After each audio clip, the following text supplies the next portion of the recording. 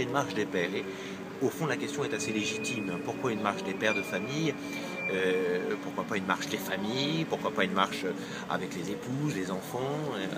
Il faut vraiment se dire que c'est pas une marche d'un club, hein, c'est pas un club d'hommes qui veulent se retrouver entre hommes par sous prétexte qu'ils sont hommes, qu'ils sont virils. Vraiment, l'idée de la marche des pères de famille, c'est justement que les pères puissent ensemble voir comment ils sont renvoyés à leur propre famille.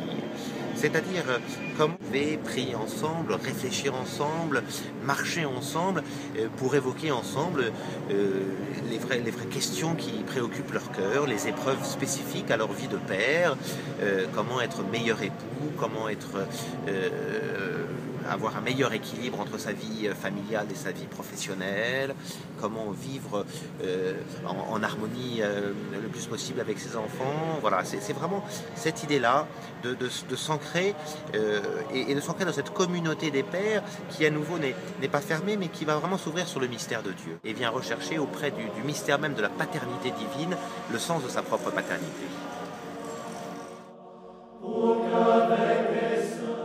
Dans cette marche Saint-Joseph, il y a vraiment l'idée de marcher avec le Père qui nous est donné en exemple, qui est Saint-Joseph. Alors, comment va se passer cette marche? Tout simplement, d'abord par un temps paroissial, un temps de chapitre, alors qui peut être une paroisse mais aussi une école, voilà, un premier chapitre où des pères se retrouvent en petits groupes pour marcher ensemble dans Paris. C'est important que ce soit dans Paris, hein, c'est-à-dire que l'idée c'est vraiment que les pères puissent se retrouver au cœur du lieu où ils vivent, hein, alors Paris ou la région parisienne, mais au cœur du lieu où ils vivent, ils sont renvoyés vers ces lieux-là. Il ne s'agit pas de fuir cela, mais d'habiter par ce pèlerinage le lieu où ils sont d'habitude, voilà, par cette marche. Donc voilà, ce premier temps est vraiment important.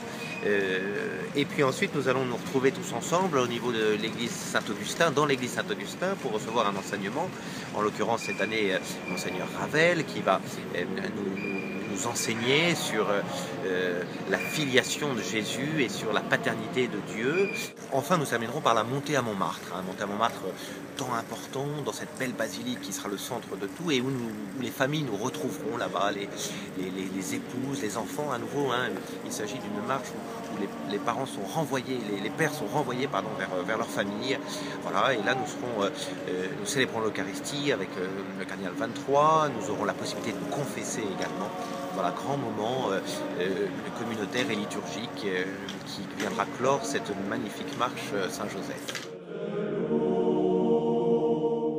Le thème cette année est un thème qui est guidé, qui nous a été inspiré par le fait que nous serons dans le deuxième dimanche de Carême et donc au moment du dimanche de la Transfiguration. Et à la Transfiguration, Jésus et les disciples entendent cette voix du Père qui dit « Voici mon Fils, mon bien-aimé, en qui mon âme se complaît, écoutez-le ». Voilà, donc l'idée c'est vraiment d'avoir un thème qui nous renvoie avec Jésus à notre être de fils, avant d'être envoyé à notre être de père. Hein. Jésus se montre pleinement fils parce qu'il rentre dans le projet du Père. Nous-mêmes, nous sommes invités à rentrer dans le projet de Dieu pour être meilleur père. Et du coup, en prenant cette phrase-là, nous allons la déployer à partir de deux belles figures qui sont la figure d'une part d'Abraham, ce père qui, dans la foi, a véritablement offert son fils avant de le retrouver mieux, et pareil, Saint Joseph qui a commencé par se retirer, et ce sera le deuxième personnage, qui a commencé par se retirer avant de recevoir cette mission de prendre son épouse et de prendre son enfant. Voilà, donc deux belles figures de pères qui ont été d'abord dans l'obéissance de la foi, et en cette année de la foi, il est bien que nous ayons ces belles figures.